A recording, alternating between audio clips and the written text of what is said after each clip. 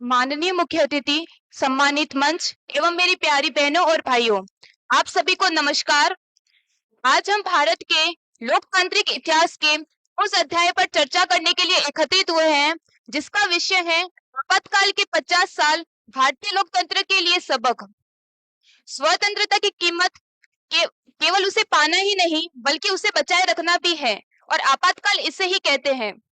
25 जून 1975 की वह मध्य रात्रि, जब तत्कालीन प्रधानमंत्री इंदिरा गांधी ने संविधान के अनुच्छेद 352 के तहत आंतरिक अशांति के आधार पर देश में आपातकाल की घोषणा की, उसके 50 वर्ष पूर्ण होने पर यह एक आत्मचिंतन का विषय है कि उस दौर ने हमारे लोकतंत्र को क्या सिखाया। आपातकाल केवल सत्ता के केंद्रीकरण की कहानी नहीं, बल्कि नागरिक अधिकारों का दौर था।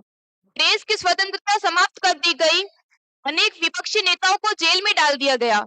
जब सत्ता की शक्ति अपने चरम पर थी, जब जनता की आवाज दबा दी गई थी, यह वही दौर था जब लोकतंत्र लागू किया गया। उन्होंने लोकतंत्र को एक बड़ा सबक भी दिया, जिसमें पहला सबक था कि लोकतंत्र में जनता की सर्वोपरि है। 1977 में जब चुनाव हुए, तब जनता ने अपने मताधिकार का उपयोग कर यह सिद्ध कर दिया गया कि भारत में चुनाव का अंतिम निर्णय जनता के द्वारा ही किया जाता है। संविधान की मर्यादा, संस्थाओं की स्वतंत्रता ही आवश्यक है। 1977 के चुनाव ने दुनिया को यह दिखा दिया गया कि भारत का आम नागरिक भले ही साक्षरता में पीछे हो, लेकिन वह स्वतंत्रता की कीमत जानता है। संविधान केवल एक किताब ही नहीं, बल्कि यह भारत की आत्मा है। लोकतंत्र केवल एक वोट डालने तक ही सीमित नहीं है, बल्कि यह निरंतर जागरूकता का नाम है। 42वें संविधान संशोधन के द्वारा हुए बदलावों ने यह स्पष्ट कर दिया कि सत्ता अस्थायी है एवं संविधान शाश्वत है।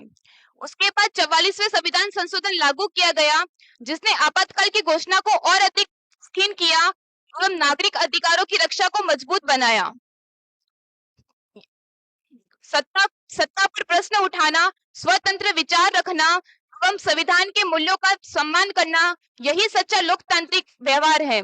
यदि हम सजग रहेंगे, प्रश्न पूछेंगे, मतदान करेंगे, संविधान का सम्मान करेंगे, तो कोई भी शक्ति हमारे लोकतंत्र की नींव को कमजोर नहीं कर सकती है।